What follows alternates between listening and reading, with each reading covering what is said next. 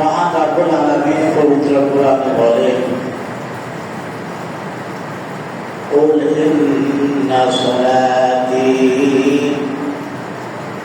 ওয়া নুসুকি ওয়া মাহইয়ায়া ওয়া মামাতি লিল্লাহি রাব্বিল আলামিন।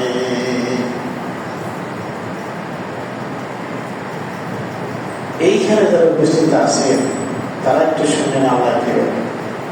আল্লাহ বলে, হে রাসূল, তুমি দুনিয়াবাসীকে জানিয়ে দাও কি ইন্না সলাতি, আমার যত ইবাদত আছে, নামাজ আছে, ওয়া নুসুকি, আমার যত কুরবানি আছে, ওয়া মাহইয়ায়া, আমার জীবন, ওয়া মামাতি, আমার মরণ, লিল্লাহি রাব্বিল আলামিন, যিনি বিশ্ব জাহানের স্রষ্টা, শুধুমাত্র তার জন্য। বুঝতে পারছেন কেন? আমি জানি না। আপনি যত ইবাদত করেন, নামাজ, রোজা, হজ, যাকাত, অবশ্যই যত ধরনের পশু কোরবানি করেন, শুধু তাই নয়, আপনার যে আত্মা, আপনার যে জীবন এবং আপনার যে মরণ, আপনার যে পৃথিবীতে আসছেন এবং পৃথিবীতে চলে যাবেন, সব কিছুই আল্লাহর জন্য। বুঝছেন? আমার মনে বুঝেন না, বোঝার চেষ্টা করেন। এক কথা হলো, আপনি যা করেন সবই আল্লাহর জন্য। আপনি আল্লাহর জন্য, আপনার কাজ কর্ম আল্লাহর জন্য, আপনার টাকা পয়সা, ইনকাম, ঘর বাড়ি সবই আল্লাহর জন্য। তাহলে যারা সব কিছু আল্লাহর জন্য করতে পারে তাদের জন্য এই কোরবানি। এইখানে জীবনটাকে ভাগ করার কোনো সুযোগ নাই। যতক্ষণ মসজিদে থাকে ততক্ষণ আল্লাহ তার রাসূলের কথা মতো চলবেন। যখন মসজিদ থেকে বেরিয়ে ব্যবসা বাণিজ্য, চাকরি, রাজনীতি চলে যাবেন, সেখানে আপনার কথা বলছে এই সুযোগ নাই।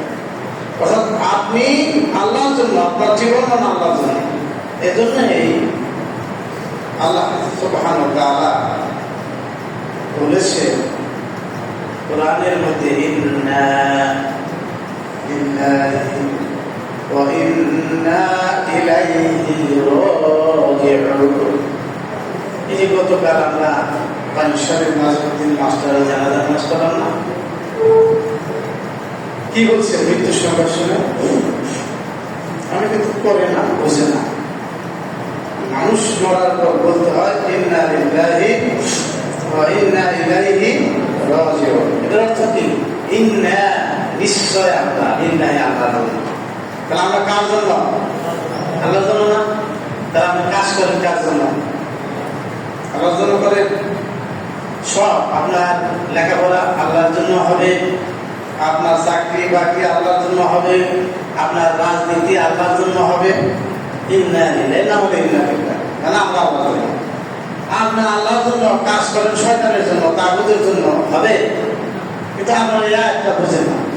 আমি জানি না কেন বুঝেন না বা বুঝাইতে পারেন না। এরপরে বলে ওয়া ইন্না ইলাইহি রাজিউন, এবং আমরা আল্লাহর কাছে ফিরে যাব। তার মানে কি? হয় জাহান্নামে যাবেন, না জান্নাতে যাবেন। যদি আল্লাহর জন্য কাজ করেন জান্নাত, আর যদি মানুষের জন্য কাজ করেন, শয়তানের পথে চলেন, তাহলে জাহান্নাম। তার কি হলো? কুল ইন্না সলাতি ওয়া নুসুকি ওয়া মাহইয়ায়া ওয়া মামাতি লিল্লাহি রাব্বিল আলামিন। এক কথায় আমার জীবন মরণ, আমার যাবতীয় পূজা, আমার যাবতীয় ইবাদত, আমার যাবতীয় চিন্তা, আমার যাবতীয় কথা, আমার যাবতীয় কাজ, আমার সমস্ত ভাবনা লিল্লাহি রাব্বিল আলামিন, একমাত্র কেবলমাত্র আল্লাহ তাবারক ওয়া তাআলার জন্য হবে। এর বাইরে যারা থাকবে তাদের কোনো ইবাদত আল্লাহ তাবারক ওয়া তাআলা কবুল করবেন না। সম্মানিত ভাইরা,